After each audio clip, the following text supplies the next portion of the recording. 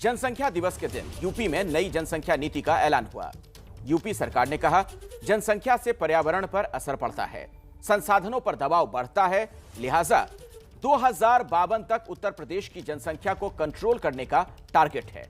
तो हमारी इस रिपोर्ट में आप भी देखेंगे साल 2100 तक भारत की जनसंख्या का क्या हिसाब किताब होगा, तो साथ ही उस सवाल का जवाब भी मिलेगा जिसका जिक्र जनसंख्या को लेकर सालों से हो रहा है।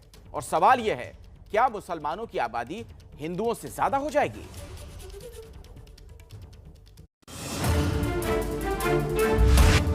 जनसंख्या के लिहाज से देश के सबसे बड़े राज्य में योगी सरकार ने नई जनसंख्या नीति की शुरुआत कर दी है।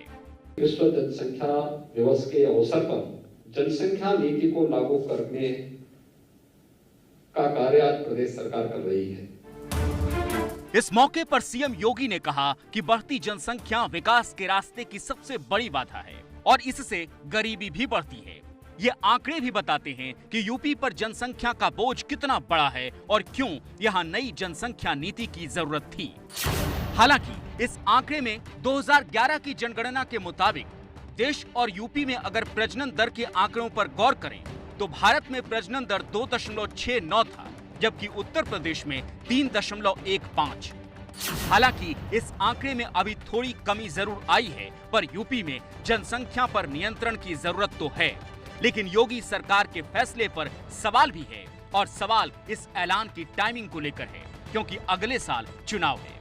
अब चूंकि यहाँ पे चुनाव आ गया है, अब चुनाव में जनता के असली मुद्दों से ध्यान भटकाने के लिए ये सिर्फ मार्केटिंग इवेंट करते हैं। इनको जनता की समस्या से कोई लेना देना नहीं है। विपक्ष मुस्लिम तुष्टीकरण की राजनीति करने के लिए इस प्रकार के आरोप लगा रहा है, अन्यथा अंदर खाने से पक्ष तो चाहता ही है, विपक्ष भी चाहता है।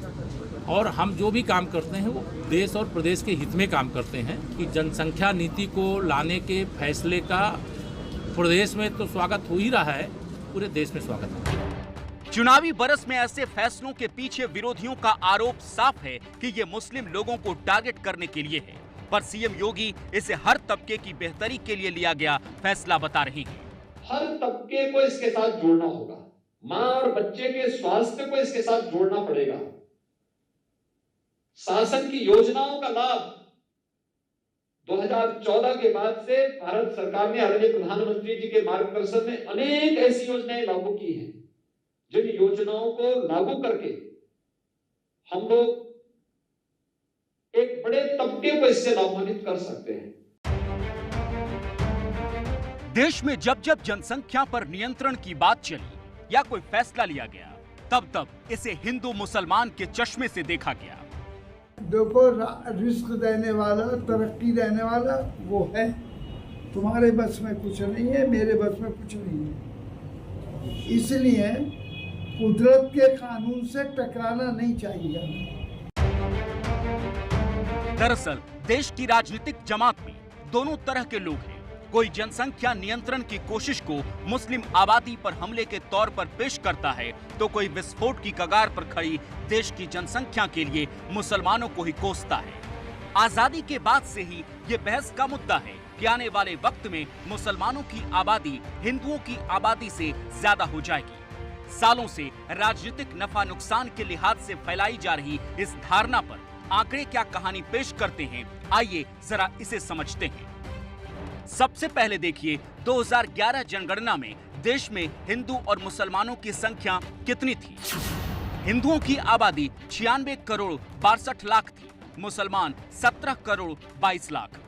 हम सब ये जानते हैं कि जैसे जैसे किसी भी समाज में साक्षरता की दर बढ़ती है तो जनसंख्या की दर भी घटती जाती है।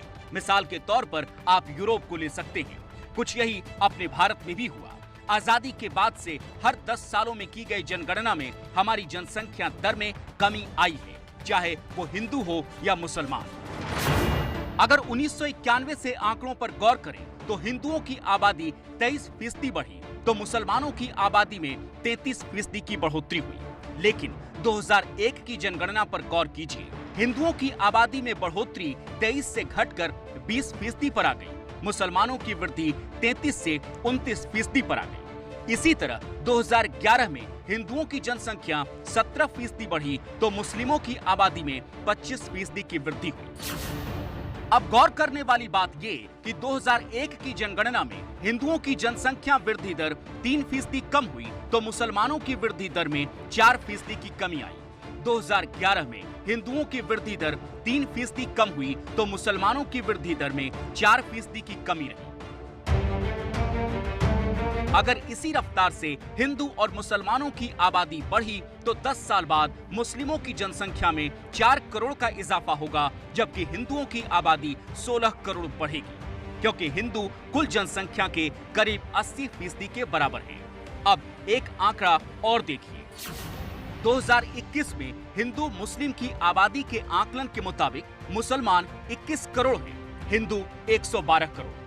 आबादी बढ़ेगी और जनसंख्या विस्फोट होगा, हिंदू कम रह जाएंगे, मुसलमान ज्यादा हो जाएंगे। साल 2048 में इन सारी बहस पर विराम लग सकता है, क्योंकि तब माना जा रहा है कि भारत की आबादी अपने पीक पर पहुंच जाएगी। 2048 में भारत की कुल आबादी 160 करोड़ हो जाएगी। इसके बाद अगले 10 सालों में भारत की आबादी में 32% की गिरावट आएगी और धीरे धीरे करीब 50 साल बाद यानी 2100 में हमारी आबादी 109 करोड़ हो जाएगी, यानी आज की आबादी से भी कम।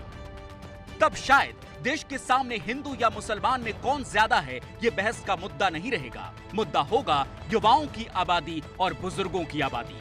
जिस दौर से आज चीन और जापान गुजर रहे हैं, वहां हम 2100 में पहुंच जाएंगे।